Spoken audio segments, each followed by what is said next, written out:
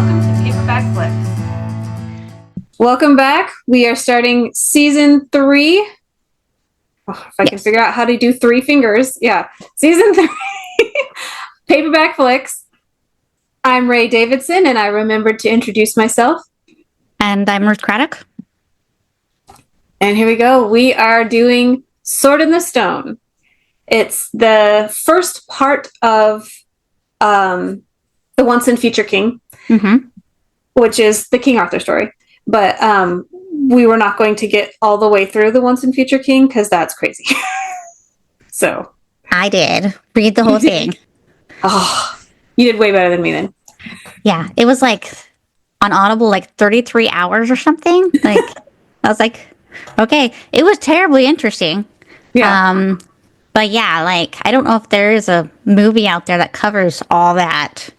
So, I mean, there are some like there's Sword in the Stone, and then you have like Mists of Avalon or whatever that cover different parts of it, but nothing that covers the whole thing. Mm-hmm. And the last section is like notes from Merlin or something, and I don't know of any film for that. So yeah, I don't know. It would make a great miniseries, I think, or TV series. There are some characters in the book that I really enjoyed a lot. That they're one of them's briefly mentioned in the movie, and I never gathered that before. But then I didn't know who the character was, so when I grew up with this movie, I didn't know to care. But anyways, the book. What are your thoughts about the book? So I have read it before, and when I read it before, I like didn't really get it all. You know what I mean? Like because it was written. I wrote down Sword in the Stone. He wrote that in 1936. Okay. And then the whole thing, the Once and Future King, was actually published in, I think, 1958. Oh, wow. 57, 58. So the writing of the 30s, especially writing that's supposed to kind of have that Old English feel in the 1930s, I had a hard time kind of keeping up with it. And so I missed a lot. And I understood that there was stuff that I probably, like, I would read through it and I'm like, I probably missed something in there, but I did it for a book club, and so I had to just keep going, you know? Okay. And so this time I read through part of it, and I was kind of having that same sensation. And so I also got an audiobook of it, and actually having it told to me. Oh man, like, I'm like, this is why this is classic, you know? Yeah. I think it definitely, I can imagine reading this on paper and how this could sound confusing. Yeah. Whereas, like, when you get used to the narrator saying it to you, it starts to make sense more. Yeah. You get used to the language. Whereas I think it would be harder in paper. Yes. In print, you know? So I can see why. Because there's a very different type of talking, and he goes off into these little, like, anecdotes about things in the middle of things, which are interesting. And, like, I did not like them, but it was like, okay, we're going to talk about this now. And then we'll come back to what Arthur or Wart is doing over here. And so it was very interesting. And then there's, like, with the rest of the book, stuff they did at the end was very interesting. I was like, there's, like, a whole thing about, you know, different forms of government and why certain forms of government work and other ones don't, and what kinds of government different animal species have, and you know, everything, and how go ahead.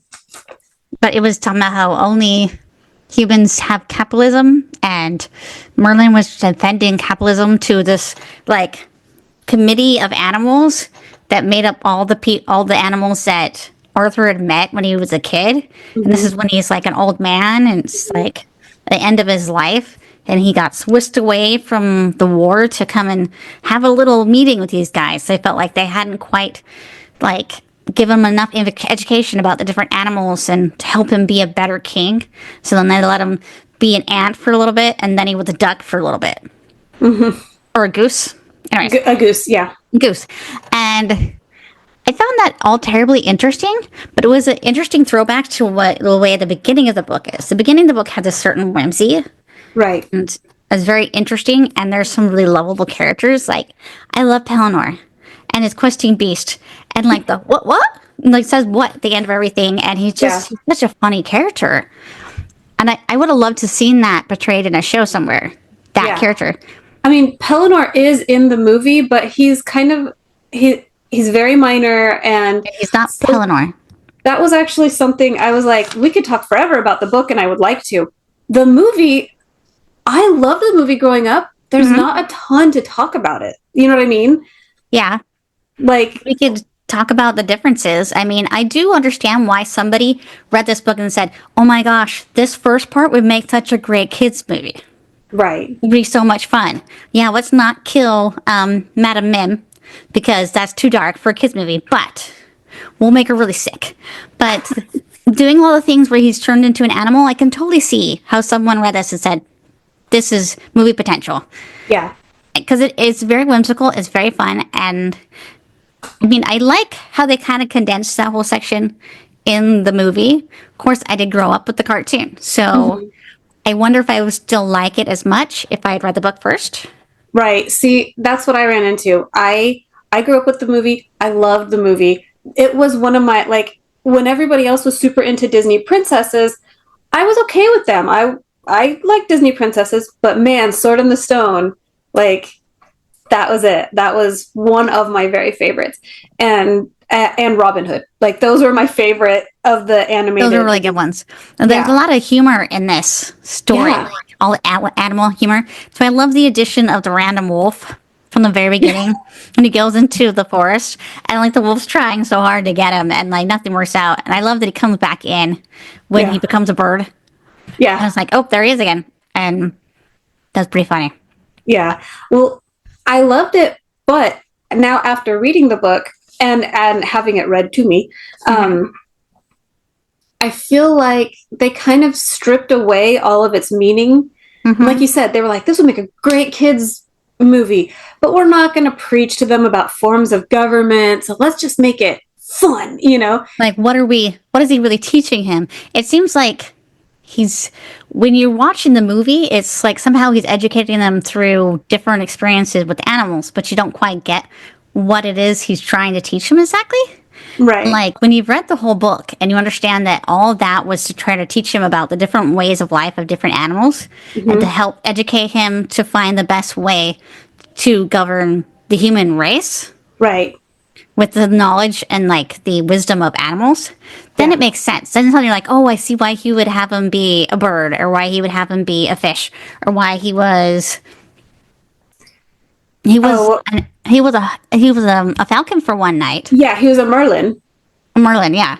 And then he was like the bird later with Archimedes, with the owl. Which I like that part. I'm trying to remember. He was an ant. And a goose. You talked about that. About what else was he in the beginning? I feel like I've forgotten now. Like in the fish. In the book. He was a pike, a little fish. In the beginning. But yeah. I think there were more animals. Each one. I feel like there's more. I didn't write them all down. He was a badger. At the end, yeah, that's the last one. No, he was a badger towards the end. That was one of his last things he did. Yeah, and like he, thought he was mad. And he was going to eat the hedgehog. Yeah, and the hedgehog saying to him and stuff. So, yeah, I liked that all of these had a purpose, and they all taught him something. And they didn't teach him something by being like, "Now this is what we have to teach you." The badger kind of did. Yeah, but that's like his personality. Yeah, but all of the others, like, I wrote down some of the might makes right. That's what the fish was, Yeah, the overall, like, the theme biggest, of the story is. Yeah, the biggest combating. Fish. He's the boss, And then later you go to the ants that have that hive mind that, like, no one thinks individually. And yeah, and, like, how just painfully awful that is. But they don't know any different. So they don't know about individuality, then they don't know that they should be miserable. Yeah. And kind of I don't know, but like how they all had a different point to tell him, and they all had some elements that were good. It was good that there was order in the moat. It may not have been a good order. However, everyone knew their place and everyone knew what to do, and everyone, you know what I mean? And same with the ant colony, you know, everyone served their purpose and there was positives to it, but then he could see the negatives for himself. No one had to tell him, isn't this awful? He could see it for himself. Yeah. You know, and even in being a bird and how it mattered.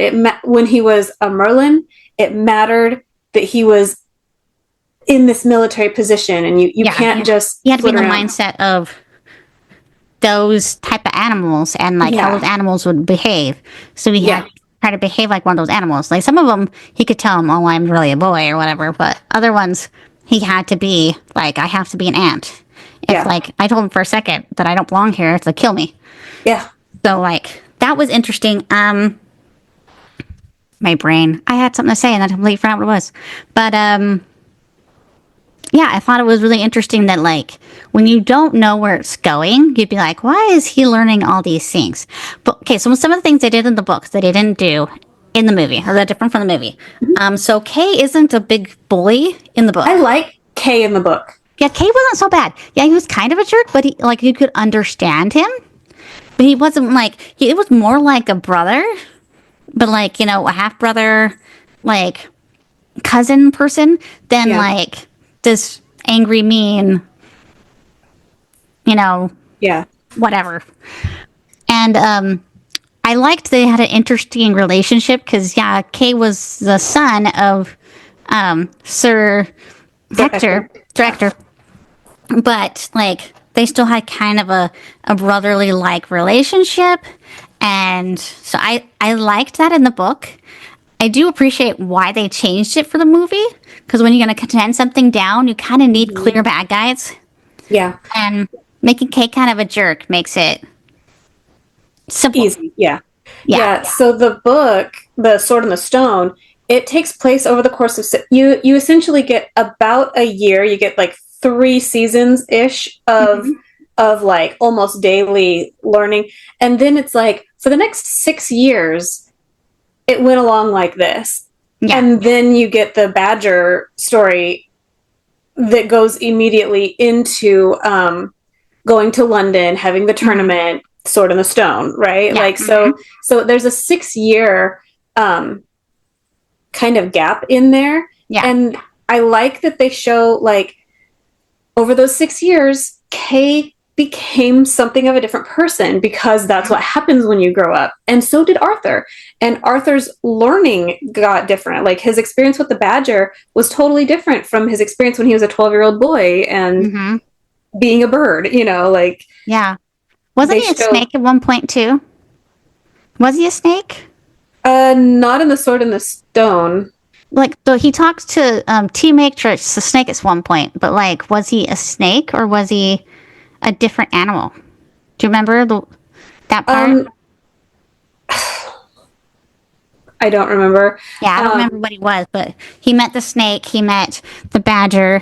Apparently the goat that lived on the farm was one of those, or at the castle was one of the people. There was the dog that was in the committee of animals at the end. The dog that was part of like his favorite dog. That was there at the place. Was that Cavell or Cavell? Yeah. And then was there a falcon there? Yes. Anyways, I'd have to. I just really read it, but I've already forgotten. But like they had this whole committee of animals. Yeah, and I just reread The Sword and the Stone. I read all of it, or most of it, years and years. Well, not that many years ago, but long enough ago that I go, like, even when I was going through The Sword and the Stone, like, I was like, oh yeah, and then he's gonna do this. Oh, totally forgot about the ants or whatever. Like, you know, like, there were, like, gaps in my memory, and as I would read them or listen to them, I'm like, oh yeah, you know. But it kind of is on purpose, it feels like. It does that a little bit on purpose, so that, like, when you hear, like when he sees the sign, he's an ant, and he sees the sign that says what is not forbidden is compulsory. That which is not forbidden is compulsory, you know? Like, I forgot that. However, that really hit me hard when I had originally read it. Like, so many things had gone kind of over my head, but that was one of the things that I was like, ooh, yeah, this is not going to be a fun experience. But I forgot it when I was going through it again. And so then when I saw it again, I was like, oh, yeah, I remember that mattered. And sometimes you kind of do need that recall, which I think the book kind of does on purpose, which is why later when like things are happening, they're talking about forms of government, you go, oh, yeah, you know, like. Oh, okay. Yeah. Yeah. So one of the things I really liked that they do in the book that I kind of would have liked to see more of, but I don't know how they would have put that into the movie, is like castle life. Like the whole, how everything was done. Like they made this whole time period feel very like lived in and homey. Like everybody at the castle had like a job and they were all part of like a community. And it just felt so, I don't know. I was like, dude, I want to live in old times now. I mean, I never thought I would, but. It does mention that like nowadays we tend to think that the feudal era, the feudal lords, that was actually like awful and miserable. And it could be if you had a selfish might makes right type of lord. If you had a horrible lord, yeah. But most of them were more like Sir Ector. When it's time to harvest the hay, to make hay, he was there. And maybe he's an aristocrat. He's not the world's most helpful person, but he's there and he's sweating along with the men. And he's a part of it. And like, he wasn't unkind to Wart in the book at all. And like in the movie, he's not seriously awful, but I don't know. I liked just hearing and understanding more about the castle life. I loved meeting, did they talk about the Orkney clan, the four brothers, in that first part? No, I thought they did for like a second, and then, or was that after? That's after, because it's after he becomes king. So okay, all right. We'll not worry about that. But I really enjoyed when Arthur asked Merlin to like have an adventure for Kay. I thought that was really that was sweet. That showed a lot about his personality and who he was, and that was a whole fun little crazy adventure they had too. And then meeting Robin Wood. That's what drove me crazy, is that they already knew about, because I actually so my little bit of research that I did. So King Arthur was supposed to be around the 5th or 6th century. And Robin Hood is like 500 years later. Like he's in like the 1100s. Like okay. So the gap. I was like, how would they know about him? However, there is also the concept that in the same way that we have like Jane Doe, John Doe, Robin Hood or Robin of the Hood kind of sometimes was just used to represent random outlaw X. Okay. So maybe this is a precursor to the Robin Hood we're thinking. Right. They had Maid Marian. They had Maid Marian. They had Friar Tuck. They had. So I liked that aspect of the story. Yes, it's strange considering that the book was written in the 1930s and finished in the 1950s. So clearly he would have known if he'd done any research, which I'm pretty sure he did. From the way he wrote it, seems like he knew, like he actually lived in that time. Like he had researched his butt off, or he literally was Merlin and had gone back in that time. But that was another thing I really loved about Merlin. It was so fun. I felt like they did a fairly good job of sort of like sampling his personality from the book into the cartoon. I still feel like they were the same person. Yeah, you didn't get as much of the quirkiness, but like, I felt like, okay, this is fairly accurate. If you're going to simplify a character, I still feel like it's the same guy. Yeah. I feel like everybody everybody in the movie, except for Arthur, is a little bit more tempestuous than they were in the book, but that I think comes from consolidating them down. Yeah. Yeah, that makes sense. But I love about Merlin in the book is that he's living time backwards. And the whole concept of like, he doesn't remember exactly when he met Arthur, but he already knows Arthur. But at the same time, he also was the one who brought Arthur from his parents to Sir Ector to be raised. So he was there in the present too. So he has kind of this interesting sense of time. And when he comes back to tell Arthur, so he has all the experiences teaching Arthur. And then he is gone for a while. And then when he comes back to now King Arthur, right? Yeah. And he's like, it was me. It's got to be hard for him because he doesn't actually have those memories yet. Oh, so it's because like he forgot them? He hasn't lived it yet. That's how he can be like, I know Arthur the king. I don't know Arthur the boy. Yeah, okay. You know? And so to be like, I figured it out. In my future, your past, I brought you to Ector as a baby. Yeah.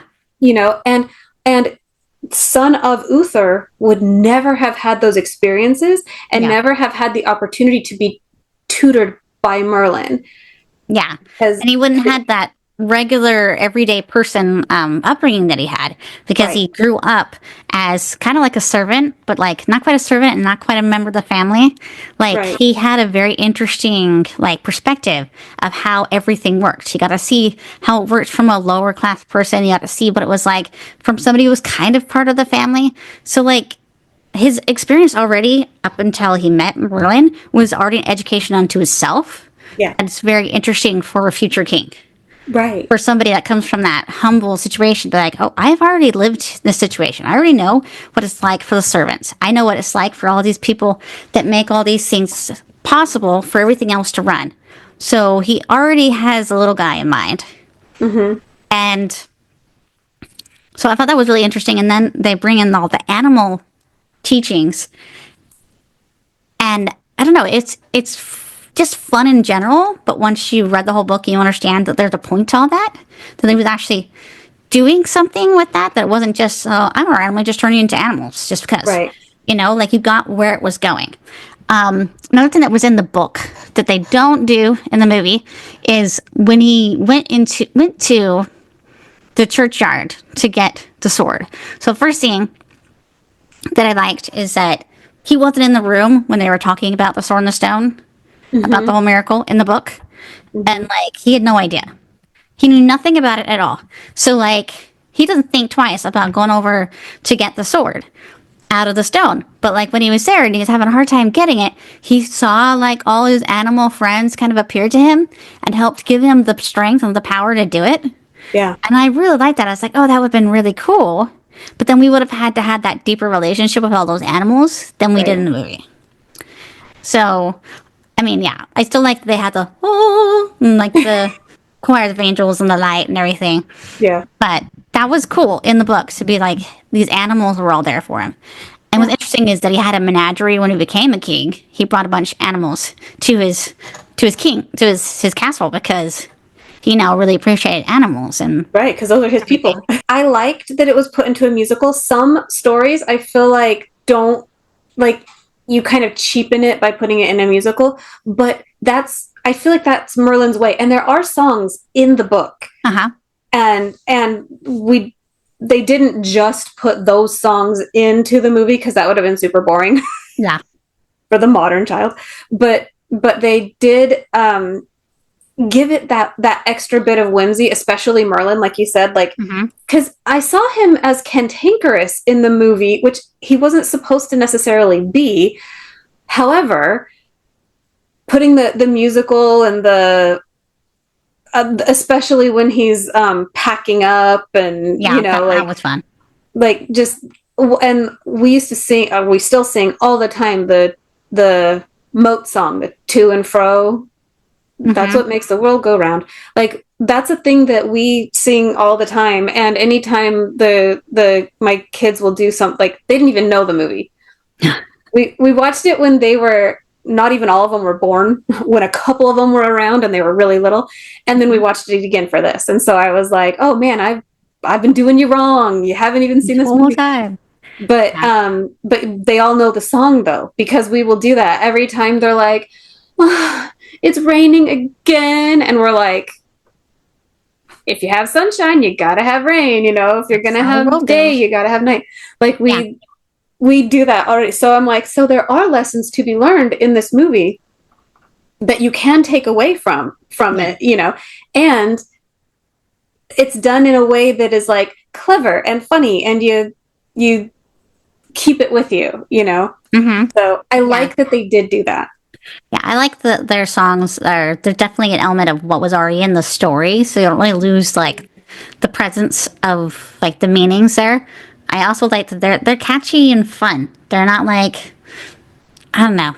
They're just the right amount of fun and not too quirky or too like serious. They're kind of in the middle, and I always really enjoyed the Mad Madam Mim song. It's like, and I love how she loved being horrible and ugly, and like Arthur Wart trying to be like, she's like, I can make myself uglier. It's like, oh, that seems really harsh. It's like, oh, I mean, that would be amazing. Or like he's trying to be polite, but she's like, oh, I can get uglier. He's like, oh, okay. So that was the other thing I was going to say. I think it worked better for the value of the storytelling on film to do Madame Mim instead of Morgan Le Fay. The Morgan Le Fay, like her castle made out of butter and lard, like gross. Yeah. Interesting to hear, or read about, like that is a cool adventure, and it's decidedly different. It like that was another thing that I liked about the book that we can talk about in a minute. But if they had put a castle of lard and butter in the movie, it would have been weird. It didn't fit. It it wouldn't have made any sense. Mim, that makes perfect sense. Like in the movie, you know what I mean? Mm-hmm. That makes sense. That works. And yeah, I understand why they didn't kill Mim in the movie. Mm-hmm. Though they, essentially killed the character in the book. Like, I get why they did that. Mm-hmm. It's a kid's movie. You can't kill people, even if they're bad. Talking about the rest of the book, the other things. So some of the other things that are in the book, that first part of the book that aren't in the story, there's Pellinor. So Pellinor's whole character in the book is just, I love him. Funny. I loved his whole character. I loved Sir Grimmel. I loved their weird relationship. They fought each other, and then they became friends, and then suddenly they're buddies. And I was like, you know what? That's totally men right there. Right. They tap at each other, and they're friends. Wart and what's his name? Wart and Kay. They do the same thing where they just they're friends and they're whatever, and they get to the point that they're just like butting heads, and they literally wrestle. And then they're okay again, They're friends again, yeah. But I also liked how Pellinor gets upset. He gets so mad at Grummel for being his friend. Like, or how dare you make me go sleep in your feathered bed, right? You jerk. What was funny is, like, apparently, like, the questing beast needs him to chase it in order to have a purpose in life. Yep. So, like, or you need somebody to chase it. And because I don't know who decided Pellinors had to be the ones to chase the questing beast. I would love to know what the background to that was. And where's the rest of Pellinors? Like, he gives just that little bit that his family is cursed to chase this beast, whatever. And I'm like, wait a minute, but if he's supposed to like capture it or defeat it or whatever, then when he runs into the woods and he's like, oh no, you guys are so worried about, what is it, catching the boar or whatever. Yeah, and like he finds the questing beast is all like sick and malnourished, and they take him back to the castle. They nurse the beast back, and then they.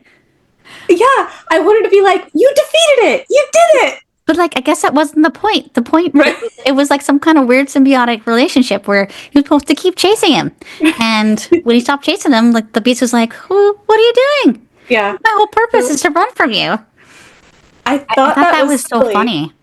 I thought that was silly, but I kind of feel like Pellinor's whole character is kind of silly, and I love it.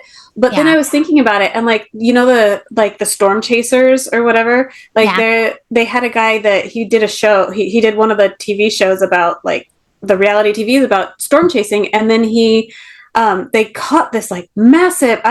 I didn't see it. I don't know. But like he caught some massive, huge tornado, storm, whatever.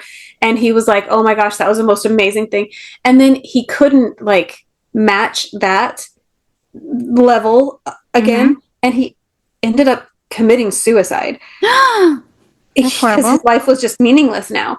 And I thought of that when I was thinking about Pelennor, and I was like, this is kind of silly. And I was like, no, actually, it has become his life to the point that he will never be satisfied. Like he was satisfied in the feather bed because, oh yes, I miss it and whatever. But he was purposeless. Yeah. His purpose had become the beast, you know? And so in that, I'm like, oh, that's actually a really excellent depiction of that. Like the people that are like the adrenaline junkies, like you get to a point that you will never again experience the high that you were on. But yeah, like he needed the questing beast as much as the questing beast needed him, you know. That in itself was a commentary on a type of person. Yeah. Probably the what's the author's name? This guy, I feel like he was kind of giving us a little commentary on not just different forms of government, but different personality types. You know, he's giving a commentary on this type of person, on the Kay type of person, and on the Arthur type of person. Arthur was content to just be like, he even calls himself Cinderella at one point. He's like, oh, I guess I really am Cinderella now, you know? And he was just content to be like, dude in the background, but my friend is a cool knight. Yeah. You know? And he was fine with that. Yeah. Even though was one thing that was really interesting about, like, they talked about him and Kay growing up and doing all that stuff. Arthur was naturally good at these things Kay was trying to be good at. Right. Arthur was good at hunting. He was good at falconing. He was good at all these things, but he wasn't, like, the son. So, like, he tried to not show Kay up. He tried to be understanding. He tried not to correct him. He tried to be really, like, respectful of him. And that was interesting to be like, Arthur has a lot of talent already. Just as a person, he gets things. He grasps things. You already understand that he's smart and he learns things quickly. And he's mastered all these things. But he has respect for other people and their situations and their personalities that he doesn't want to make them feel bad. Right. Like the fact that he didn't want to show up Kay, even though he knew Kay was doing things the wrong way. When they're falconing, it's like, that's not what you do. That's not how you do it. Like, but he was respectful and he kept it to himself. That says so much about Arthur, the character, Wart, because it just shows there's so much going on with his personality. There's so much like depth of emotion and understanding. So I don't know. I really appreciated that about him. Yeah. Yeah. I like too that, kind of going along with that, his personality was teachable. Like he did have a natural affinity for things, but also he was so teachable, which is why Merlin could do what he could do. You know, he could turn him into, and so at the point that, you're talking about how he's like, just give something to Kay, you know? Yeah. And Merlin's like, I can't tell you, but you're going to be the king. It matters so much more that you learn this. But also, Arthur is a good guy. And he loves this surrogate brother of his, you know? And so he's like, give him something. And so the quest that Kay is given is 100% different. The lesson that he learns, and, you know, 100% different from everything that Arthur learns. You know what I mean? Yeah. Like the whole thing, meeting Robin Hood and going on a actual quest and being the hero and killing the griffin and like all that. That's all so wildly different from everything that Arthur is being taught, because he can be a hero. He naturally has the ability to do the things that Kay needs to improve upon. But he needs to learn how to govern. And so he's given these different things. Kay is given the moment to be the hero because in the long run, Kay is the side character in Arthur's story. Yeah. In the long run, he's not going to be the head guy but like he needs a purpose and he needs to feel special.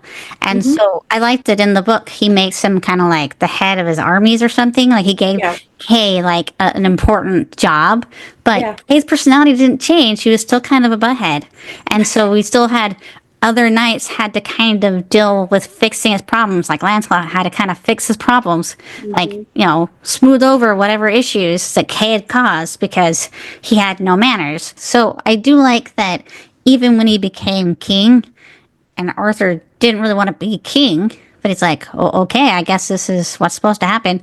He was still very respectful and considerate of the people that raised him that he grew up with. So I appreciated that. I really like that.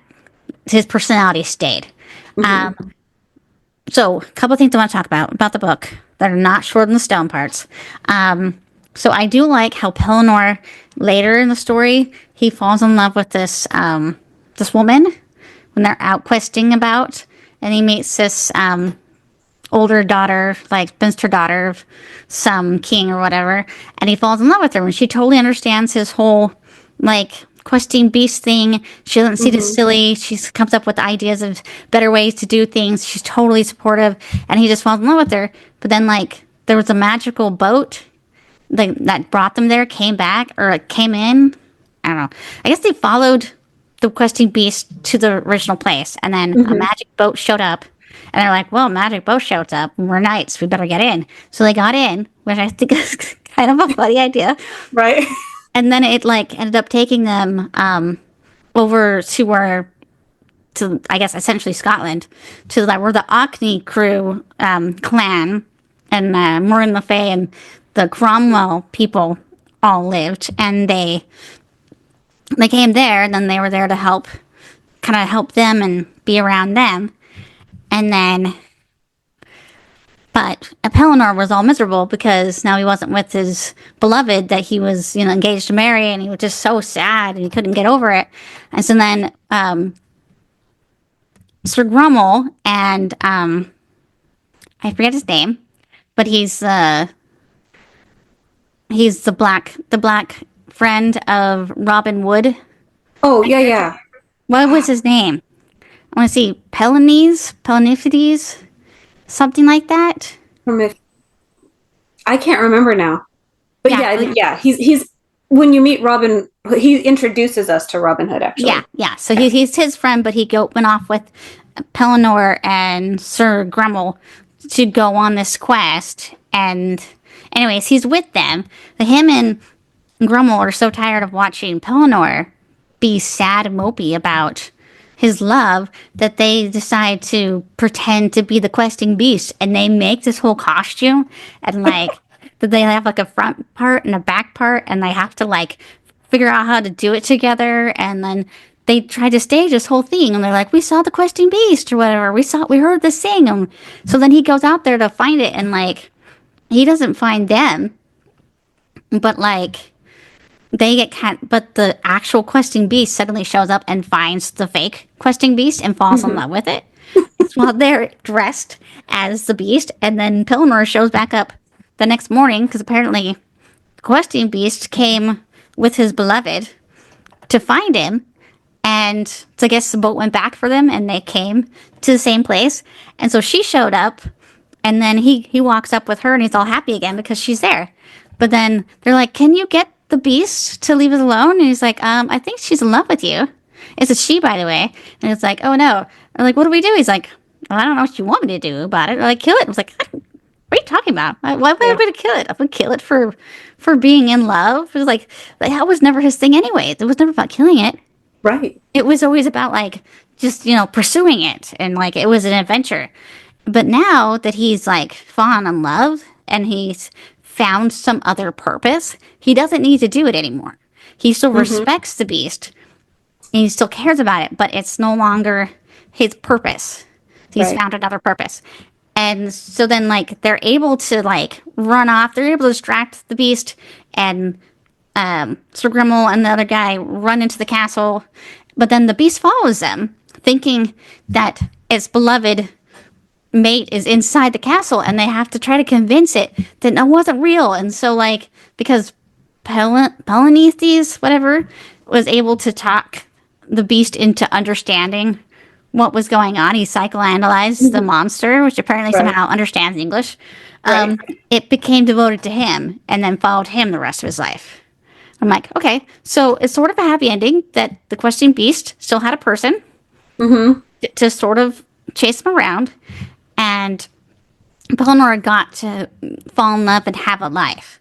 After all this time of just chasing after the monster, he now got to settle down, have a wife, have kids, and sort of move on to other things, which I thought was great. I liked that there was the progress, but it just showed, though, his personality. He needs something to focus on. He's the kind of person that can't be idle. Yeah. It just doesn't work. I like that even though this is Arthur's story, you do get that. Like, you get Pellinor has an ending to his story. He doesn't just disappear when he's no longer pertinent to Arthur's story. And same with, what is his name? Permiphides? Yeah. Permiphides, I think. That's right. Yeah. He also, like, maybe not the ending of a story, but, like, he has, like, you see that, okay, and now here's his happily ever after, or whatever, on to the next adventure, or whatever. And he does that with several other, you see what happens to Kate. In the movie, it kind of just feels like, oh, well, it's all over now. And we know, if you know the King Arthur legend, then you know that there is a Sir Kay. Like, that is one of his Knights of the Round Table. And so the fact that he continues on in the story, and, like, the fact that they aren't just like, here's a character, they matter, and now I don't need them anymore. No, yeah. They play into the rest of the storyline, too. And so, as much as I do like the book as a whole, because you kind of fall in love with Arthur Wart in the beginning, and that whimsy and, like, his personality, then suddenly Lancelot comes into it, and it becomes all about Lancelot and Guinevere. And it's like, okay, I felt like it was really well written. They made it somewhat understandable why the whole thing happened and why they, like, eventually gave in to that temptation and everything. But one of the things I thought was interesting is I have never seen Lancelot portrayed as an ugly guy. But in the book, he's talked of as, like, this gargoyle-looking dude. And, like, the reason why people respect him is because he's the best knight. Because he's, like, trained. Like, he met Arthur early on, heard his idea about the Round Table and, knights that defend the weak, and he loved it so much, he decided that was his life. He dedicated the next how many years to being a knight and being the best he could be. And you have to love the discipline of that. But I thought was interesting is it's a different story when you think of Lancelot not being a good-looking guy. Because a lot of the other versions of the Arthur, Lancelot, Guinevere story that you see, it's portrayed as though, well, she fell in love with Lancelot because Arthur was way too old for her, and Lancelot was hot and young. Right. Kind of like First Night, where they have Sean Connery as the king. And I'm sorry, I think Sean Connery is hotter than Richard Gere, but I'm a big Sean Connery fan, and Scottish accent is always hot. But anyways, but they sort of portrayed it. A lot of different versions portray him as this sexy, young, virile man. And yeah, he's strong and he's tough and he's really good fighter. But to have him actually portrayed as an ugly dude, and she had to fall in love with him as his personality, his honor, his integrity, like his integrity of person, which is at the same time really funny because he has to do something incredibly horrible to be with her. He has to like betray his most beloved friend, or somebody he almost sees as like a god. That's like almost like a father figure to him. To be with her, in order for him to be happy, and like I love just the whole part of him trying not to be with her and trying to go do other things, and he's just miserable trying not to do all these things. And then the one girl, Elaine, kind of tricks him into sleeping with her, right? And she's Guinevere, and he's so mad that she deflowered him because he's trying to be pure. He's committed to being a virgin all this time because in his mind, virgins are only ones who are able to do miracles. Right. And he wanted to do a miracle. He wanted to, like, he's very devoted to God all this time. So then, like, when this happens, he's like, I've been deflowered. I'm no longer pure. I can't do a miracle anymore. And he feels like, well, if that's the case, then I'm just going to go be with Guinevere. You know? Yeah. So what am I fighting it for? You know? And then the whole Yeah. thing that comes into it with their son, Galahad, and then how he plays into the story. So I liked how all this kind of layers of the different personalities, the different characters that come through it were really interesting. And you even had Pelennor and his kids come back into it later. And that ends up being like a whole thing with like the Orkney clan and the Cromwells and like all this feud and everything. And it plays into the whole Mildred? Mordred? His name. Mordred? Mordred. Yeah, sorry. I'm like, I'm not remembering names. Mordred thing. And that was interesting having in the book Merlin be like, what was it I needed to tell him that I forgot? And like he thinks of it, but it's like, it'll keep until the morning. No, literally, his sister just seduced him, not knowing that they're brother and sister. Right. That they're half brother and sister. I was like, yeah, that was kind of important. You should have remembered that. But his whole sense of time is so weird. Right. But maybe it was gonna happen anyways? You know? Yeah. I don't know. If he had said something, would it have changed? You would think so, but who knows? Maybe. But she did enchant him to fall in love with her too. So like, unless she knew, I don't know that it would have made a difference.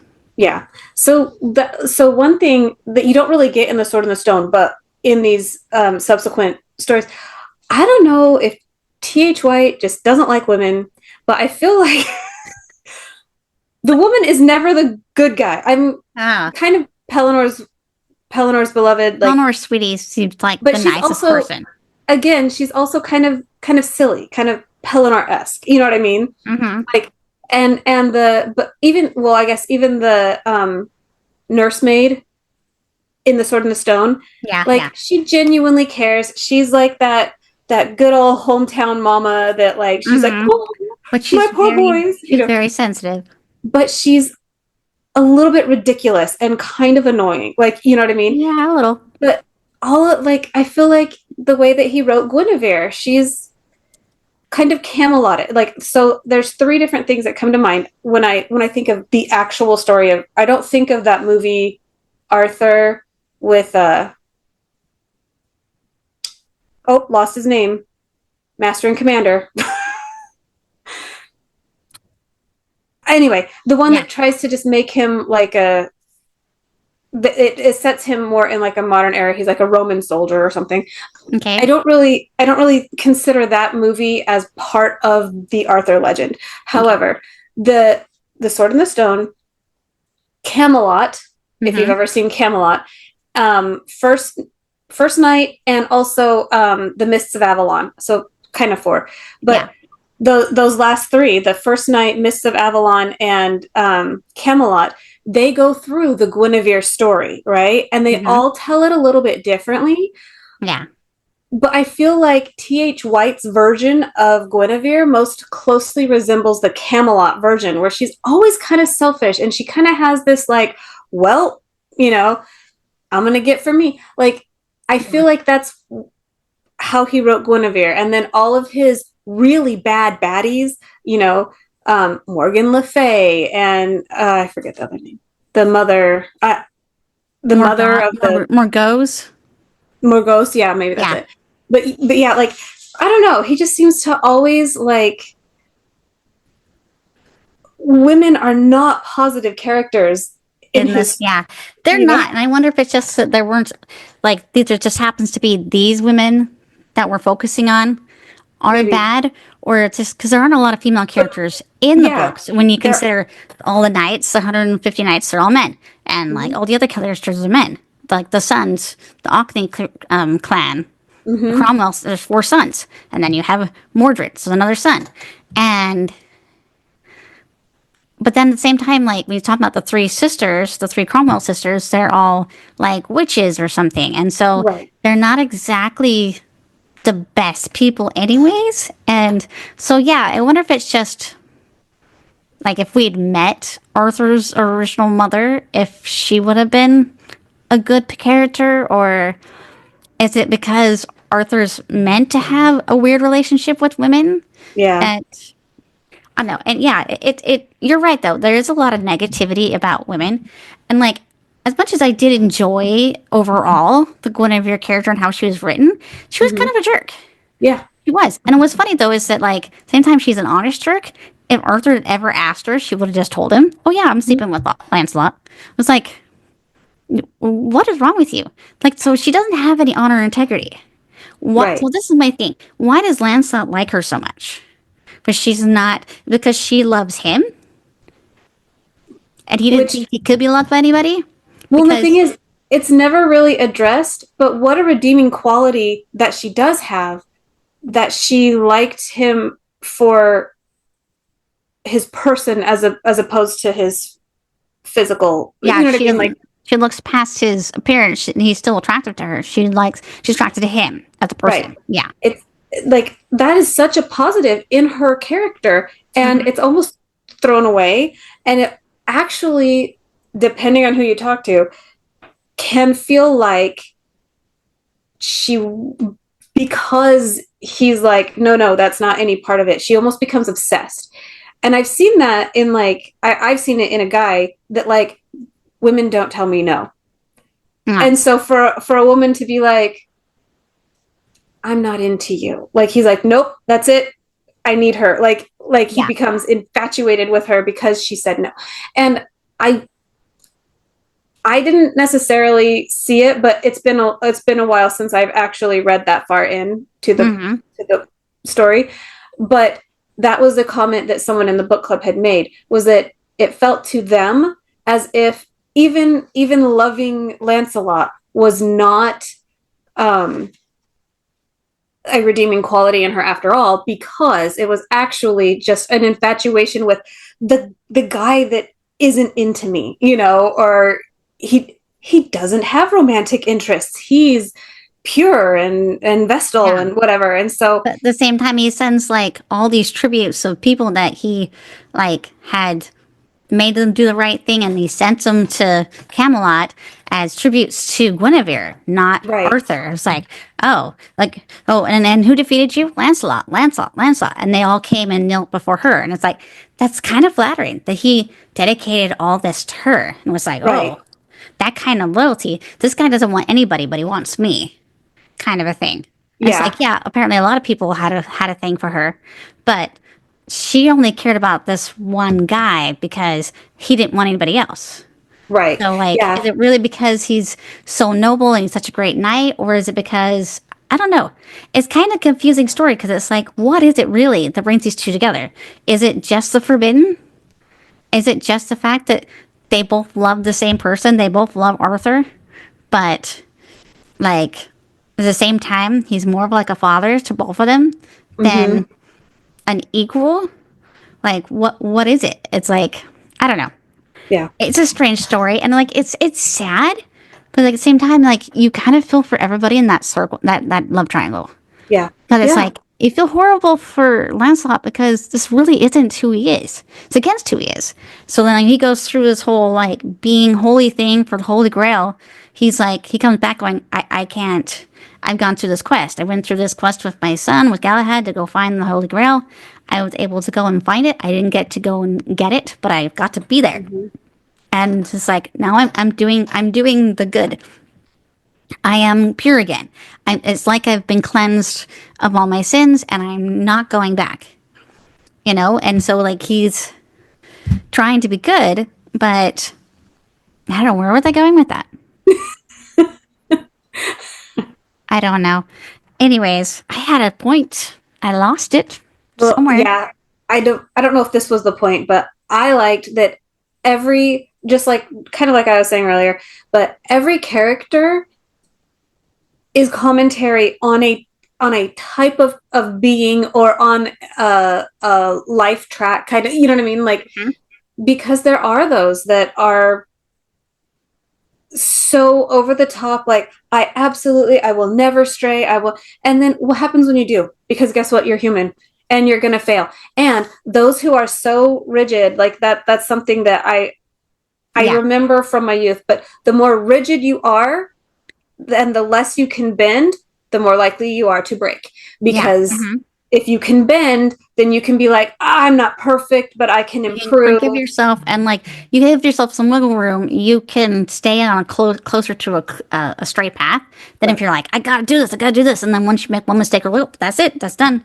Yep. And yeah, we've seen that a lot, and with our own culture, that like when people leave the church, they don't just like, they're like, oh well, I don't really believe it anymore. They go the complete opposite. Like it's very rare for someone to leave our religion and not go 180 right the other way and be actively against. They have to be against it now, even though their whole family is still members, and even though there's really no reason to be against it. There's nothing negative actually about the religion at all. It's just suddenly, because they were so strict, like as a board before, they just, I don't know, it's weird. So it's that's kind of like a cautionary tale about don't be so rigid that you can't breathe. Allow yourself to make some mistakes and forgive yourself. But like, don't also just give in to the mistake. Yeah. You know? Don't be like, well, I'm not good enough anymore, so now I'm just be horrible. Like, that doesn't make any sense. Yeah. But yeah, he's kind of a fanatic in that sense. Yeah. You are human, which means you are fallible. At some point, there will be something. And for some of us, there's a lot of little things. And maybe a big one in there somewhere too.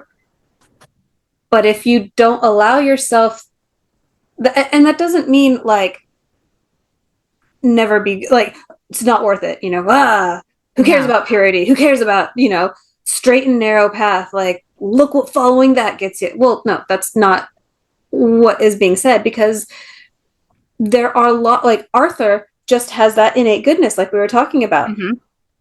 And he wavers and he bends and he fails and has to, you know, but like, and has to learn, you know, but he generally is on that rightward trajectory, more or less, naturally anyway, or not like naturally, but also he makes choices that are, he's trying to make the right choices as he goes along. Trying to move in the right direction. Even if he makes a mistake here and there, he doesn't let it like take him all the way off the path. Right. And, you know, that's one of the things that's noble about Arthur, even if there's some really horrible things that he does do. That, you know, I didn't enjoy that part. I didn't like thinking of Arthur that way. I'd like, so the whole thing where he sent all the babies that might have been Mordred's age all out on a boat to, you know, just be sent adrift. I was like, I'm sorry, why can't you just nab her son and, you know, have it taken to somebody, to like a convent, blah, blah, blah. You know, monastery, convent. Monastery, thank you. Yeah. Like just have it taken away somewhere else where it can be raised by complete strangers and then never have to be a problem. Why does the baby have to die? And like, why would you need to bother all the other babies? It's not like this is Moses. And then it's like Egypt, and they're like, they don't know which one's going to be Moses, so they just get rid of all the babies at the time. So that part of the story, that really didn't sit well with me. Because I was like, this is so not Arthur. Like, yeah, maybe people made him so freaked out about what he had done, made him feel so guilty that he felt like he had to do something. But, like, why would anybody go along with this? Right. Yeah. And especially if he's supposed to be such a good, just king. That is such an evil thing to do. Yeah. Make any sense. Like, and with the Moses story, they're the slaves. So no one's going to care but the slaves that he put all these babies to death. That they don't care. They're not seeing him as people. But, like, in Arthur's situation, this whole thing was about might isn't right. And defending the weak. So that part didn't sit with me. So I don't know how often that part of the story is in other versions, because I don't think I've read a whole lot of comment that. No, so I'm trying to think of the different movies I mentioned. It's not in any of those. And it's not, like, part of the common lore, you know, like, you've got so many... The Lancelot and Guinevere story, the Sword in the Stone, the Morgan Le Fay. Like, there are so many iconic... The Quest for the Holy Grail. The Quest for the Holy Grail. Mordred, and, you know, like, all of those are iconic and need to be there.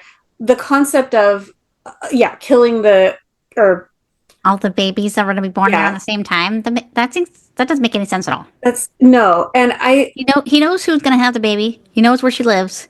Right. Why not be like, hey, we're my command of the king, we're taking this baby, and he's going to go live somewhere else because we know now that you're his sister, and this is an abomination, and he needs to go be raised with other people. Plus, you're a horrible mother and a bad person, and so the whole Morgoz situation, the mom, the half sister. Mm-hmm. So the mom of the 4 Orkney sons, right, and then Mordred. She's so awful. Yeah. She's so awful, and you feel so bad for those 4 little boys. So I loved meeting those guys, the 4 little boys, and like their stories, and like then seeing them grow up and turn into like the Knights of the Round Table, and how their different personalities played out. And one of the things that bugs me about the book that was never revealed, but the impression I got was when Lancelot came back to save Guinevere from being, executed. Mm-hmm. There was 3, right? 3 of the or 4. Where's the other brother? I don't know. Anyways, there was the 4 brothers. Yeah, 4. And then 2 of them went down with Mordred to help defend, help kind of like defend, kind of keep Lancelot from getting in. But they refused to wear armor or to fight him because they, one was knighted by him and they respected him. And so they were just going to be unarmored, no helmet on. He would see who they were, and they would just be there in like body, but they weren't going to fight him. They were there because his king said, I'm supposed to try to do everything I can to stop him, even though I want him to save her because I don't want to execute her. Right. So they go, but then apparently in all the hubbub, when Lancelot comes through, he killed those 2 brothers, and one of them being like kind of like a protege of his. And then Mordred comes and tells him, and the other brother that's there is like so upset, so like just devastated that he like determines that he's gonna go after Lancelot, him and Mordred, no matter like what happens. He's gonna chase him to the end of time. Mm-hmm. And the impression I got that was never like flat out said is that Mordred's the one that killed the other brothers.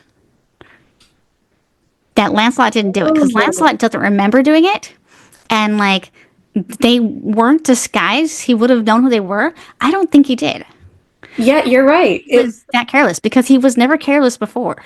Right. He was never careless before, and also it's perfectly in keeping with exactly what Mordred would have done. Mordred would do. Plus, like it helps. It manipulates the last brother to then go on the warpath against Lancelot and to further break apart the Lancelot and Guinevere and Arthur triangle. Right. Because if they're together, then they're strong, and they make Arthur strong. Even though his wife and his friend are cheating on him, they love him, and as long as they don't talk about it, he's fine. It's because this is the understanding, sweet soul that he is, that he doesn't hate them, despite the fact that they're doing this horrible thing. Mm-hmm. He still loves them. Because Arthur is just genuinely sweet, wonderful person. Yeah. But, like, as long as they're all together, they're strong. And, like, nobody can get to Arthur as long as Lancelot's his defender. Right. And so the thing to break him apart is Lancelot himself. But through Guinevere. But anyways, it seems to me that Mordred killed the brothers. That they wouldn't have been expecting it. Maybe he did it from behind when they were, like, focused on Lancelot and everything that was happening. Mm-hmm. That he killed them. That they weren't armed. They weren't in armor. And that he's the one that killed him to make it look like it was Lancelot. So that his brother would go crazy and go hunt down Lancelot. And because Arthur went with the other brother to help him wage war against Lancelot off in his land, that left Mordred in England with Guinevere and poised to take over the kingdom. Yep. But they never say, like, right out that that's what happened. But I'm like... You're right. I was waiting for that. I was waiting for some reveal, but I never did it. And I was like, I wanted that to be revealed. I wanted it to be said at one point. And it felt like there was a couple points where he almost revealed or almost showed that he didn't really care about his brothers. Right. And that, I don't know. Anyways, that was like an intriguing thing that never got explained. But that's my theory, is that Mordred killed him. That wasn't Lancelot. Because it doesn't fit with his personality, especially if he could see who they were, he wouldn't have attacked. If they weren't attacking him, he wouldn't have attacked them. So, like, but at the same time, I wanted that for Lancelot to know that he didn't do it. Because he's torturing himself over it, because he loved these people, and he wasn't trying to hurt anybody, he just wanted to save Guinevere, which is, really what everybody else wanted too. It's like anybody that was decent, they didn't want her to die for this. I mean, especially considering that Arthur really doesn't mind. Exactly. I mean, he does, but he doesn't. Like, he would rather have them alive and having their weird relationship behind his back than, like, know what they're doing and then have them, either one of them, killed. Like, he can live with that. So it's like the person being sinned against doesn't want to punish or hurt either one of them. It's so weird to be like, but, the law demands it. Right. And so he's trying to do what is just and what is right. He's trying to keep with the laws that he's built to try to build his kingdom. So it's like he has to kill his wife. He has to put his wife to death because she wrote the laws and she was caught with another man. And it's like, oh yeah, that's right. One of the brothers died the night they tried to trap Lancelot. That's what happened to the other brother. Yeah. But, like, he went in there with Mordred to try to capture him, and he died. You're right. And, yeah. I kind of feel like the one element to that is the whole Arthur Lancelot thing. Like, I like your theory. Not just a theory. You know what? It's canon now. Congratulations, Ruth. You're now... It fits him. That's it. That's correct. But with the whole Arthur, Lancelot, Guinevere tragedy, like, I feel like that is where grace could have come in. Yeah. It's the one element that kind of doesn't, like, even when they talk about God and they talk about do what is right and they talk about defending the weak and blah, blah, blah, that's all great and it's all good and it's all, like, good for your soul kind of stuff, right? Yeah. You need to learn it just as these characters are learning it. But there's also the concept of grace. There is one person in the entire kingdom that could have had mercy or had grace. And that was Arthur. So why couldn't that have been the answer? Kind of the same way with the babies. Like, why was that the answer? Like, I understand that justice dictates she has to die. He can't look the other way. It has come to a point. It's also because it has to do with religion too, because it's against a religious law too, and they're religious because it goes like this is right and this is wrong. Right. He can't disrespect this law and not disrespect the church, not disrespect God. Right. Like, that's part of the problem is he can't say. There could have been grace, in which case her sentence would have been commuted to a nunnery. Yeah, exactly. Like, why couldn't she be sent there? Why couldn't that been the punishment? Yeah. And so, yeah, it's interesting that that's what he had to do. And he's trying to do the right thing on all fronts, but ends up being the totally wrong thing anyways. Right. So that's sad. I remembered what I was going to say about the Orkney brothers, the Cromwell brothers, whatever. They call them that a couple different things. So, like, anyways, those four brothers and then Mordred, they showed how, like, the manipulation of a parent can really form a personality. And, like, how desperately they wanted her to love them that they were willing to, like, forgive all sorts of things. And put up with a lot of things, except for there was the one brother that was very like, oh, you can't do these things. It's like, you must be righteous and good. He ends up cutting off her head because she was a strumpet and sleeping around with everybody, even her 70s. I was like, man, this woman's hot, I guess. If she can still... she was a a witch or something. She was a Yeah. yeah. So maybe she had some kind of special spell that makes her seem beautiful or keeps her young forever. I don't know. But apparently she's still got game. She's, seduces Pelnor's son, who's like 18 or something, and she's in her 70s. Because the sons find young Pelnor with the mom. They cut off the mom's head. The one brother does. And then they chase down young Pelnor and kill him. And partially because Pelnor the Elder accidentally killed their dad in a jousting thing. Right. Accident. The nice guy, he never meant to hurt him, but it becomes like this whole like bitter feud between the Cromwells and the Pelnors, where like now they hate each other and they're wanting to kill each other. But like Arthur actually asks one of the other Pelnor sons, I guess ended up being just one of the Pelnor kids left. So like the one brother got killed by the 4 Cromwell boys. And then his sister died during the quest. When she was in a nunnery, she went with them. And I guess one of his brothers, I don't know. So, my brain. So I think one of the Pelnor brothers went with Galahad at the end when they got the Grail. So, because somebody went with him. Somebody else that decided to be pure and decided to confess his sins at the beginning of the quest. Right. And, like, decided he wouldn't do anything bad until... Anyways, he went with them. But, so yeah, since being just one Pelnor left, and, like, he wants to get revenge. He's angry that they killed his brother. And, they killed his father. His father was murdered at some point by them too. And so he wants to get revenge, but Arthur convinces him to not keep it going. He's like, when does it end? Until there's none of you left? Like, somehow he's able to convince him, let it go. Like, yes, it's horrible what's happened, but if you keep chasing them and they keep chasing you, it's never going to end. If you forgive them, then some of you might have a chance of living a life. Yeah, sadly, in the end, I think only that one Pelnor kid ends up living, and all the brothers die. But, I don't know, there was a lot of, like, little things like that in the story that were, like, there's some really profound lessons within this book and in the story. And as much as I do love the book as a whole, I did get kind of, like, tired of the Lancelot-Guinevere stuff, because it did go on for a long time. And I loved Lancelot's stories and all the little things he did. And I did learn to appreciate Lancelot and Guinevere's relationship, even though it doesn't totally make sense. But I was so sold on Arthur from the get-go that it became kind of sad to have Arthur take a backseat.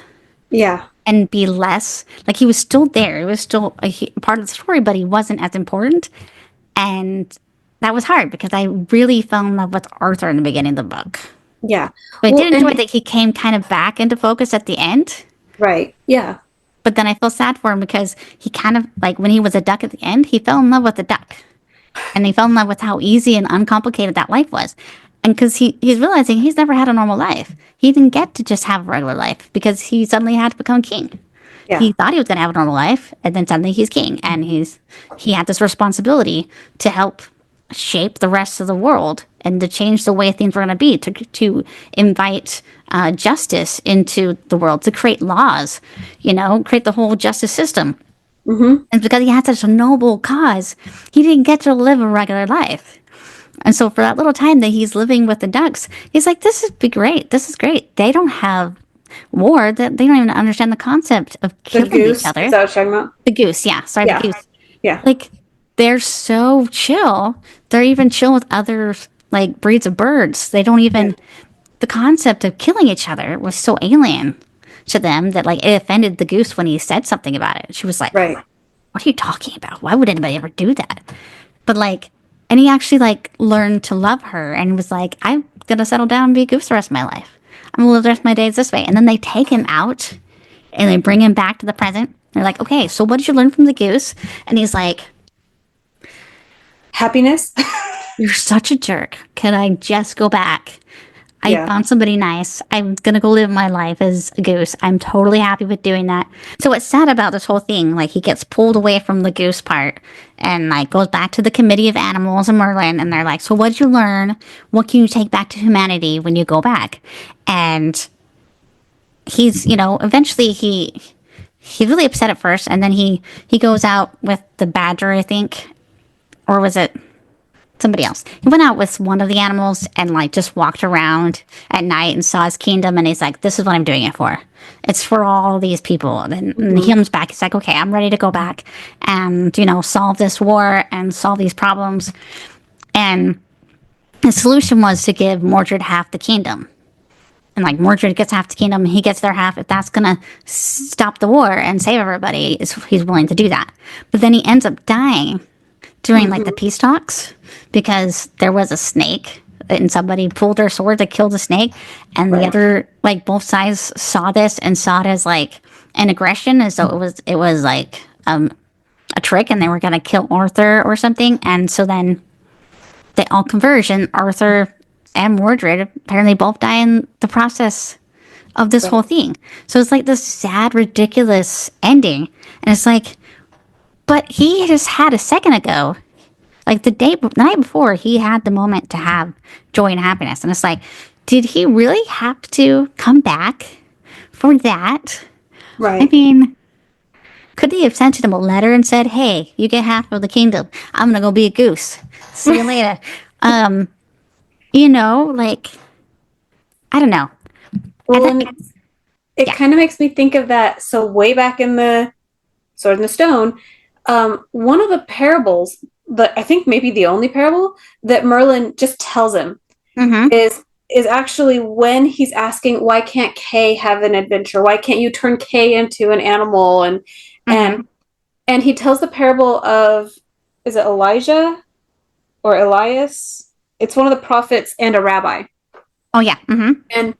And he's like, I don't remember the whole, well, so they see like a spinster, not a spinster, I don't know, poor guy. They stay in a poor person's house and they have a cow, and they bring the cow into the house with them to keep it warm or whatever. Yeah. And the cow dies, and they're like, oh my gosh, that's so tragic. I'm so sorry, because you have nothing but this cow, and now the cow dies. And then they go to this like super like Scrooge type character, miserly, but super wealthy. And he doesn't treat them all that well. Yeah, he doesn't treat them well. He like sends them to like live in like it wasn't the stables, or it was some kind of outhouse, yeah. And then for whatever reason, the prophet, like, he's like, you know what? Thank you so much for letting us stay there. Tell you what, we're going to fix up. We saw some damage, and, we saw a wall that needed fixing. We're going to fix that for you. And the rabbi was like, why? You have the power of God. Why did you let the cow die and then fix this jerk's house? And he says, well, because the wife of the poor man was supposed to died that night. I asked God to spare her life. And so he took the cow instead. And so it was actually a boon for them, but they didn't know it. And then with the miser, there was riches that were like in that like broken space, and it got walled up so that now he doesn't have those riches anymore. They're like hidden away from him. Someday someone will find them, but not him. Not this guy. Yeah. And he's like, there was something behind. Yeah. He's like, there's a reason to what God does, even if you don't understand why. Maybe it's not for you to understand. And I kind of feel like that was the lesson that we were supposed to learn in the end. Mm-hmm. In the end, Arthur needed to learn why right was right. Like why what was right was right. You know what I mean? But what we needed to learn as the readers, not only all the stuff that everybody else learned as well, but that sometimes you don't get your way. Sometimes the story goes in a direction that you don't feel like is right because you're not God, because you're not the author, because you're not meant to happen. It's not your story. It's your lesson. You know what I mean? Like, yeah. Well, there was one other like story. It's not exactly kind of like a parable that he told to Arthur when he told about I forgot the name, like the woman that Merlin falls in love with, and then ends up, learning all his magic, and then capturing him in a cave for 100 years or something. And he tells Arthur this, and Arthur's like, "Wait, like, why does this have to happen? If you know it's going to happen, like, how can we avoid her?" And then he tells him this whole story about this guy who met death when he was in the marketplace, and then decided to run to this other town to get away from him, and then Death met him there anyways.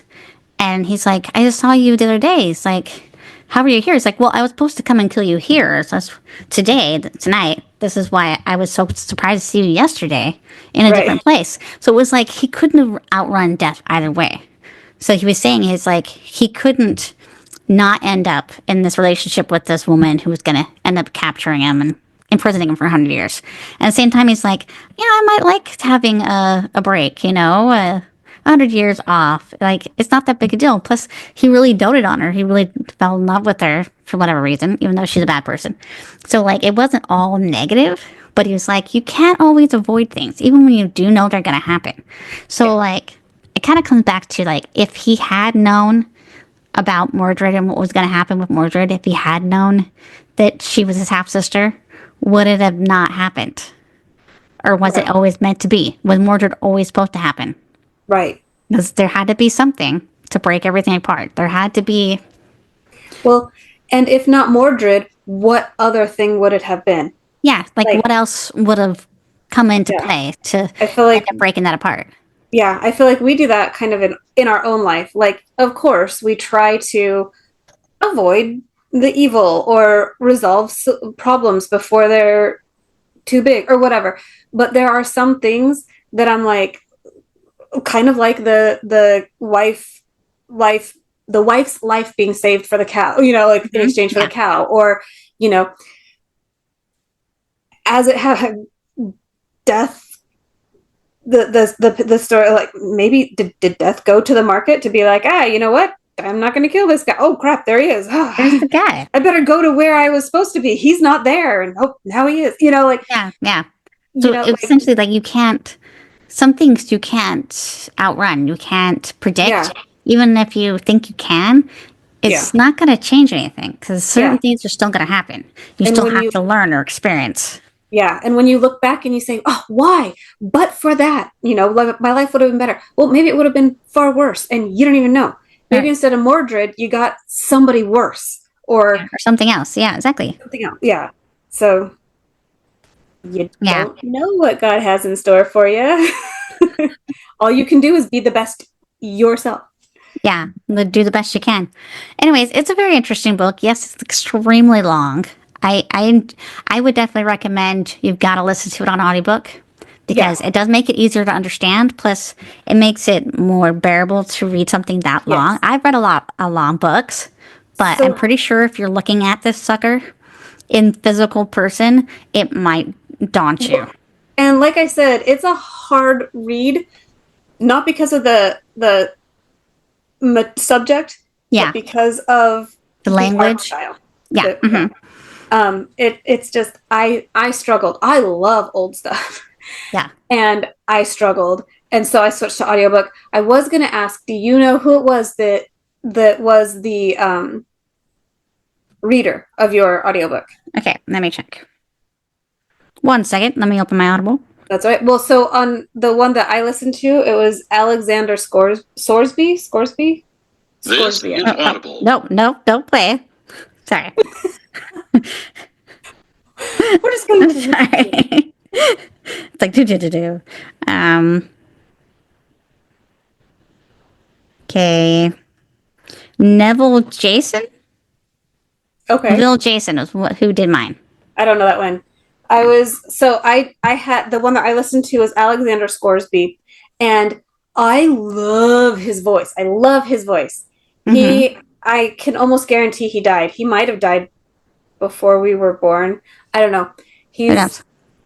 But he's awesome. And he kind of did a lot of the character voices, oh no, Rumble, like doing all these character voices that actually sounded similar to the voice actors in the animated. And I don't know what came first, his recording or the movie. However, if it was the film, he did an excellent job imitating their voices for this character. And if it was the other way around, then apparently he got it right because they chose voice actors that sounded just like Like I was pretty certain that when I did the IMDb on the cast list for the animated film that I was going to see his name, and I didn't. I was very surprised. All the names that I saw, actually, it's funny because they're all such Disney actors. Like the guy that played Sir Ector, he is like the narrator of the Winnie the Pooh. Yeah, and I swear he plays a character in the Aristocrats somewhere too. He might have. He's also. I swear I've heard him other things. Also Bagheera in the Jungle Book. Yeah, okay, that makes sense. And then what was the other one that jumped up? Oh, Rabbit from Winnie the Pooh. Oh yeah, okay, yeah. Which one is he? I don't remember. Archimedes, the owl. Okay. Oh, okay. Is also Rabbit. But what, you ready for what I found the most interesting? What? 3 different people played Arthur. And 2 of them are brothers. In the cartoon? Yeah. Interesting. Okay. So the young Arthur is played by a guy named Ricky Sorensen that I don't know if he did much else. But there's 2 brothers that played kind of the older Arthur, and they don't do like their IMDb page is Sword in the Stone. One of them might have had a couple other things, end of list. Like, yeah. So I don't know why they did. I guess to make the voice sound older. Okay. Even though the 6 years that pass in the book did not pass in the movie, but it didn't. I don't know.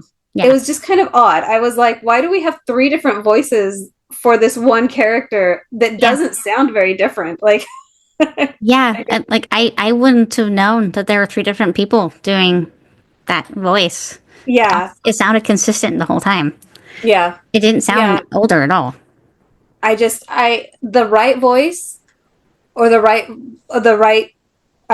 reader for the audiobooks can make a huge difference. I started when I was like, I've got to do the audiobook. I've got to get through it. I'm missing stuff and I don't want to miss stuff.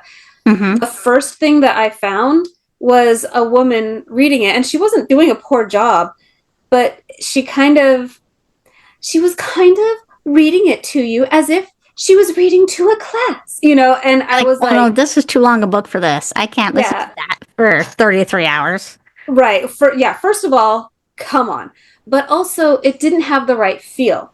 The Scoresby, the one that I ended up listening to, like I said, like he had the good character voices, and this is a very male heavy story. Yeah. It is perfectly logical that it is a man with a British accent with, kind of a gravelly voice, but not an abrasive voice to be telling you this story. And then when he does portray a woman, to kind of go up into the higher part of his voice. Yeah, he just goes Masato. And you understand that's clearly a man reading a woman's part, but it's fine. That's fine. It doesn't pull you out of the story. And as much as I struggled to read it for myself to get everything that I needed to get, when I was I only listened to about a chapter and a half of the woman reading it, and nothing against her. Like she did fine for what she was doing, but she wasn't a right fit for that. And usually when we talk about the right fit, we talk about the actors or the actresses. Are they the right fit for portraying this character on film? When it's just your voice, whether you're telling the story or whether you're portraying the character in an animated piece, when it's just your voice, I can hear a voice and I can picture a person, you know what I mean? And if you have the wrong voice, it really pulls you out. Yeah. If you have a big, like, kind of guy, and he's like, all right now, everyone, like, you're like, what? That doesn't work, you know? Yeah. So, yeah, I really liked the choices on the movie. Not really sure why there were 3 Arthurs, but it worked, so I guess fine. It worked fine. Yeah, but and I really liked Alexander Scoresby doing. He's done like something like 400 audiobooks or something. Like he's the audiobook man. So and I also liked that when he was reading it, I'm sure he wasn't reading it cold, but he'd be going along and he'd be like, they had to go to the center of the drawbridge bridge, and he might stumble like that, but he kept it in and he just kept going. Oh, okay. And at first he did it in dialogue, and I thought, oh, because maybe they were supposed to stutter, like maybe it was don't do that, you know, like, or whatever. But when he did that and just had a little stumble here and there throughout the reading, it did. First of all, it didn't pull me out, but also it did feel like a chronicler. Like if I'm talking to you and I'm telling you the story and I'm making you like see it in your mind, and I might go the drawbridge bridge, blah, blah, blah, blah. You know, I might do that. It felt authentic, kind of oddly, which I know a lot of times people are like, oh no, he stumbled in his reading. He should have re-recorded that. But that would have pulled you out. Having that break would pull you out. You know what I mean? And so, or redoing the whole thing would be just tedious and unnecessary. Yeah. So yeah, I really liked that. I don't do a lot of audiobooks. I almost always choose to read it for myself. But man, that was a very cool experience that I'm glad I had. Yeah, definitely. Like the right narrator makes a big difference. That's why a lot of people are very picky about who they get to narrate their books, because you can't just have anybody. It doesn't, it has to work. It has to work with like the style and the feel and the characters. And like I've heard, like for instance, the Outlander series by Deanna Gabaldon, like the lady that narrates those books is amazing. She does all these dudes, she does all these women, she does all these accents, and she's great.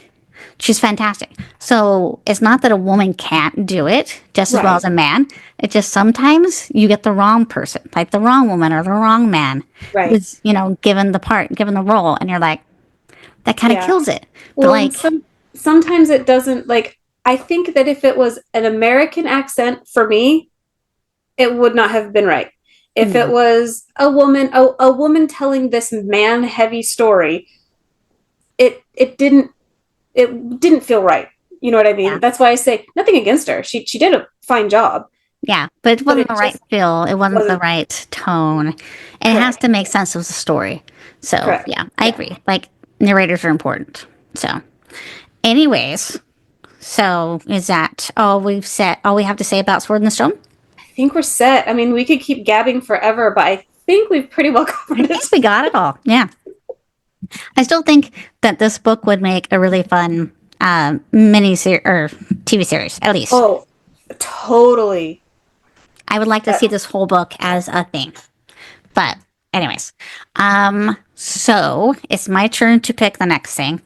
And I've decided, in honor of Christmas, we're going to do a Christmassy story. And I know it's usually you that picks the children's books, but I'm going to pick a kid book this time. And we're going to do How the Grinch Stole Christmas. Yay! Okay. Dr. Seuss. And I'm going to go buy the book, because apparently that's one of the Dr. Seuss books I don't own. I'm like, I have a whole collection of them. I'm like, I don't own that. That's weird. Do you know what's funny? I got a complete list of not only everything that he wrote under Dr. Seuss, but everything he wrote under his actual name. And everything that, is it his son or his nephew or grand? But anyway, they compiled some of his unfinished works and finished them as well as they could, At one point, we owned the complete everything that he had anything to do with. Oh, wow. I think at this point I've given a lot of it away because my youngest kid is 11. But I do still have that one. I know that I've got that. Yeah. I'll probably go buy the physical book because I don't have it in my arsenal. But so yeah, I'm suggesting we read that, and then we can talk about I would like to talk about the cartoon that we grew up with, the Jim Carrey movie, and then if you want to, we can talk about the computer animated, more recent one. I have some commentary to make on that one. I do too. Yes, I do. Okay, so I know some people really don't like the Jim Carrey one, and then some people will totally love it. And some people really like the new modern one, and some people really don't. So I think this will be an interesting conversation. And yeah, plus it'll be an easy read and an easy watch for the most part. They're pretty easy movies to watch. So, and yeah. Can you believe that it's been an entire year since we did the Muppets Christmas Carol? I feel like... Yeah, I almost forgot, actually, that we'd already done it. I was going to suggest we do it again. I was saying that to Johnny, and I said, no, you already did. You already did the Christmas Carol. I'm like, oh, yeah, you're right. We did, didn't we? I was like, I got to do a different Dickens book next time. But it's still in my... because we watch the movie, but we don't go all the way through the credits. And then, every once in a while, we have to, purge all of the, technically unfinished, but we watched the movie, just not the credits, and it's still in there. It's still in my Plex list of movies to finish. So apparently it's time to purge that and get a new one on there. Yeah. Well, and it's about that time again. So yeah, it's weird. Really think it's been a year, and we're starting season 3. So good. Anyways, so that's what we'll do next time. For Paperback Flicks, I'm Rae Davidson. I'm Ruth Craddock. And thanks. We'll see you again. See you next time.